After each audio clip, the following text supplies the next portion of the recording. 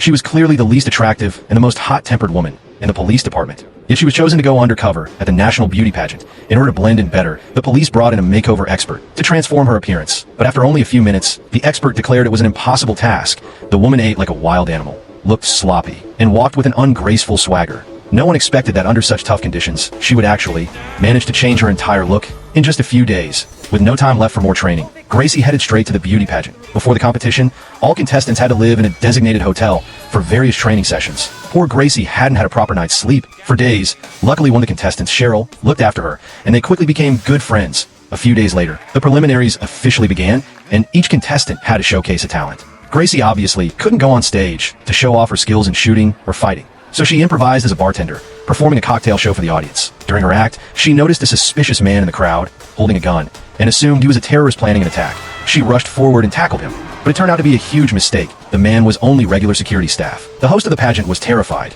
and only after much persuasion did she allow Gracie to stay for the next round. The next challenge required contestants to appear in swimsuits. Seeing Gracie step on stage in a bikini, forcing out a fake smile, looked even more awkward than crying. Soon after, the FBI received a new lead suggesting her new friend, Cheryl, was a suspect, but after spending so much time together, Gracie refused to believe Cheryl was guilty and decided to confront her directly. Later that night, Gracie brought an armful of snacks to see Cheryl. Unexpectedly, other contestants were there too. She forgot her original plan and ended up drinking and partying with the group. Once tipsy, the women spoke freely about the host's past. It turned out she had once been a pageant champion, but her title was inherited. The original winner had dropped out due to a sudden illness, leaving her to take the crown. The incident had left her bitter ever since. On top of that, her son had a long criminal record, and now the committee was considering removing both mother and son.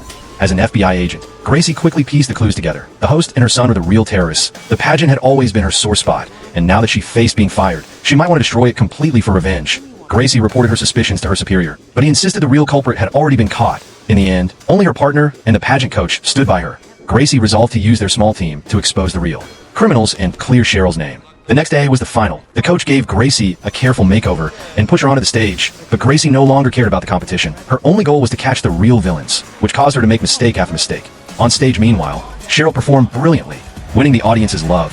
Right before the champion was announced, Gracie noticed the host and her son tampering with the crown. She immediately used hand signals to alert her partner. Sure enough, her partner spotted the man sneaking around the roof with a remote control and placed the crown on her head. Gracie dashed full chaos broke out. Fortunately, her partner stopped the man before he fell into the host's hands. At the critical moment, Gracie seized the crown and threw it high into the air. It exploded in front of everyone, and only then did they realize what had really happened. In the end, the host and her son were arrested on the spot, and the crisis at the pageant